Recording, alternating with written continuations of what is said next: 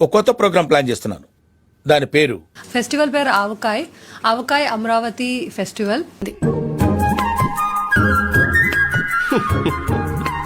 మళ్ళీ కొత్త కాన్సెప్టా? ఊపిరి పీల్చుకోవడం కూడా టైం ఇవ్వట్లేదురా. అవాకాయ్ అనేది మన festival, Amaravati festival of cinema, culture and literature.